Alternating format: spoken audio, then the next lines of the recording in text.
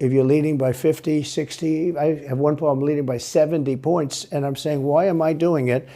And I'm going to have 8 people, 10 people, whoever made the debate, I don't know how many it is, but I'm going to have all these people screaming at me, shouting questions at me, all of which I love answering, I love doing, but it doesn't make sense to do them. So I've taken a pass, as you probably noticed. Well, I did. I'm grateful that you did. And Trump puts it simply right there, and that explains everything right there in that little clip. Before we get started, don't forget to like, subscribe, and if you guys could please share so we can get the word out there. Now, before this just interview with Tucker and Trump that just completely broke Twitter, just like record numbers in a record amount of time, we'll dive into the little GOP debate that was like the counter programming. This is what Trump did on Twitter or on X now. I keep calling it Twitter when it's X. It's going to take me a minute to get used to it. But your little GOP debate on Fox. And it went just how everybody thought it would go. You know, you had some funny moments here and there, but a very dull showing. The winner of it was just Ramaswamy. I believe that's the way you say his name, Vivek Ramaswamy. I think I might be butchering or I might be close. 80%, I feel like I'm close enough. Y'all know who I'm talking about. He was the winner. He pretty much took up a good amount of time, as well as Mike Pence. Nobody wants to hear from Mike Pence. I mean, if you guys listen to the way it's like almost like he's trying to tell a story all the time. Like, bro, like, come on, let's get on with it. You know, it's not about looking back at January 2021. It's about January 20th, 2017.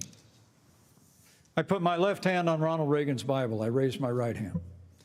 No, dude, listen, come on. Let's speed up the pace. People are here. Let's get on with it. That's how, it's like this nursery, really slow snail pace. So, granted, he took up a whole bunch of time. And then Chris Christie, which his sole objective was to go in there and, man, I'm going to bash Trump and all that. But then when Trump wasn't there was nothing for him to talk about. So he would just chime in here and there and talk about this. He got booed to oblivion, by the way.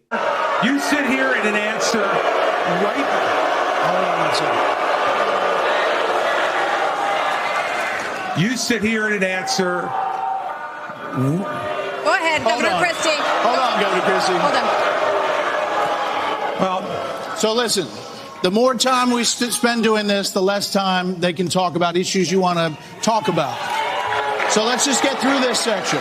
Because nobody likes him and all this stuff. He's basically sticking up for all these phony indictments. We'll get to that in a second. All these phony indictments, he's basically sticking up for him and saying, oh, well, the justice, the law will come down. There is no law. When you see all this stuff and all these mugshots of these lawyers that are just basically using the First Amendment, freedom of speech and all, they didn't do nothing wrong. There is no law. So what are you talking about? So he just got smashed. I'm going to say Ramaswamy won. Ron DeSantis was very cookie cutter, very political, the same answers, a typical politician, made the same swipes at Fauci and all this other stuff. No, people want to hear about, we'll eventually deal with Fauci, but people want to hear about what you're going to do differently. And all of their talking points are pretty much right around what Trump's doing. They're basically just piggybacking right off of that. So it was just a snooze fest as far as there's some good points, a couple laughing moments, and back and forth. One of the biggest things before we get to the Tucker Carlson interview is these people love Ukraine. Not all of them. Ramaswamy had a great answer to this. Ramaswamy, you would not support an increase of funding to Ukraine? I would not. And I think that this is disastrous, that we are protecting against an invasion across somebody else's border when we should use those same military resources to prevent across the invasion of our own southern border here in the United States of America. We are driving Russia further into China's hands. The Russia-China alliance is the single greatest threat we face. And I find it offensive that we have professional politicians on the stage that will make a pilgrimage to Kyiv, to their Pope, Zelensky, without doing the same thing for people in Maui or the south side of Chicago. Okay. But Nikki Haley, Chris Christie, you should have seen these people. The passion that they have for other countries. I wish they felt the same way about this place, about the United States of America. These people just love distant lands, love war, love conflict. They're like, yeah, we need to keep supplying and dropping money off. Just come on, payloads. How much are we at? 113 billion or more? Come on, let's double that. What are we waiting for? That's the kind of attitude these career politicians have. And it was on full display for everybody to see. People, there was no talks about peace or nothing. They just want to keep supplying and have endless wars. And that's why they're career politicians and nobody wants to hear from them. And now to this Tucker Trump interview, just completely exploded. I believe like in the first 36 minutes or so, it was already at 70 million. I guess it's impressions or views is the way it works on X. Oh, see, I got it right that time. I think that's the way it works on X. It's like impressions or something like that. Still, I already know before I even look into it, I know a completely dominated Fox. Just you never see numbers like this. I believe it's well over 110 million views already, and it's only about like 46 minutes. Great interview, great listen, almost like they're just sitting down almost at a coffee shop, and he just goes in on everything about all the regulations, things that are going down, these stupid Green New Deal projects, just completely goes off on Biden, truly exposes what's really going on, talking about how he's just basically a puppet. There's no way he's calling the shots. So do you think the rest of the world looks on at Biden and thinks someone else has got to be running the government? Well, somebody else has to be. I don't think he's capable of doing anything. Look, when I debated him, I said, how come, and this was in front of probably not a friend of yours, Chris Wallace. He was the moderator. Not a friend.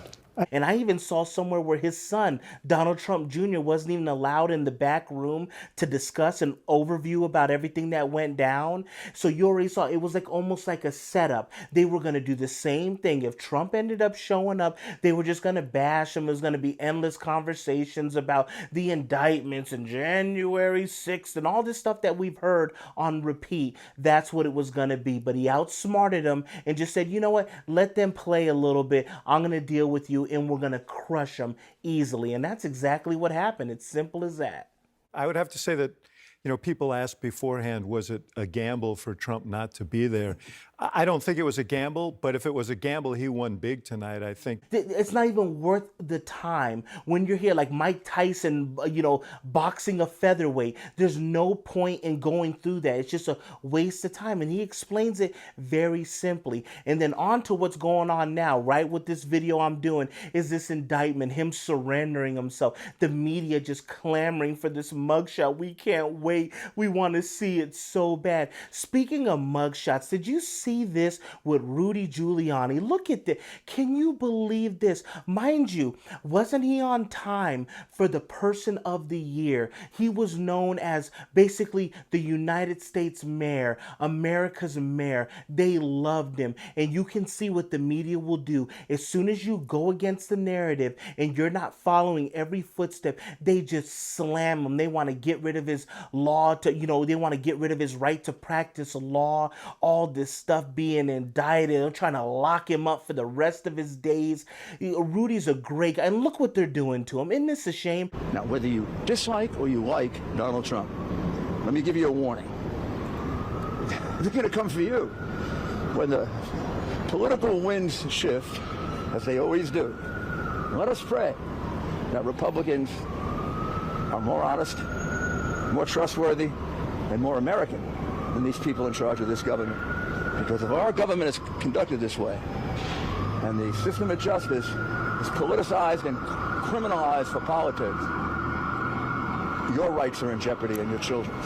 So just be careful what you wish for. He's already building it. He's explaining what exactly is going to happen. You can't keep doing this. Is this what we're going to do because you want to stop somebody? This is what they do in Venezuela and China and all these other distant lands. Not supposed to be here. It's very simple. You have a difference of opinion. You don't like what somebody has to say. You don't listen to them. But now, you know what? Instead of us not listening to them, we're going to lock them up. That's what we're doing now. Lock him up. And before we finish out, you guys know what's on the rinse and repeat on the media right now, right? All these indictments, 90 plus charges, we're gonna get them. We got them dead to rights. Even though it's been 7 years, they've been saying the same thing. Now, I thought that he was a goner. So now here we go to option Z squared -5, carry the 22. This is their whole new scheme. Look at this. a person, in this instance, the former president and others, who engaged in insurrection or gave aid and comfort, they are simply disqualified. They are simply not eligible to hold office. And so the only question is whether or not the secretaries of state and the other state officials whose responsibility is to uphold the Constitution and apply it in the same way that they would apply an age restriction or a residency requirement for, or an inhabitancy requirement, whether or not they're going to do that here, because the former president is simply not eligible to be on the ballot for president in 2024. Oh, so now the 14th Amendment, that's what we have to use. We got to get, we're going to go to the Secretary of States and they can choose not to put his name on the ballot. That's what, because he engaged in the insurrection, even though they impeached him over that and he was acquitted of it. You guys ever notice anybody at January 6th, all the people, none of them were convicted of an insurrection? You guys, anybody ever notice that? All these charges with Jack Smith, this amazing prosecutor, there was no charges with that of inciting or partaking in an insurrection. So they basically want to usurp, I believe it's like a 2/3 vote of Congress or something like that, to even find somebody guilty of this, of inciting the insurrection. They want to basically go around that. The hell with the Constitution. We don't care about that. We feel that's what he did. He told the people to go, even though they know, we've gone over this before, that he told them peacefully and patriotically, but that doesn't matter. They still don't want him to be able to take office, because I thought he was dead to right with all these indictments and the RICO and all this stuff, and they're going to get everybody. But now, see, they got an ace in the hole. Now we want to try this. This is our very, very final last option. These people should be ashamed of themselves. But I feel like I burnt your guys' ears enough with this whole thing. Tell me what you guys think. If you guys watched any of the debates, or you guys just watched on X, if you guys watched that great Tucker interview, or how do you guys feel about all this stuff with these indictments and him going down over here to Fulton County? Here we go again with indictment number 4. These people are making a mockery of the justice system, in my opinion, 100%.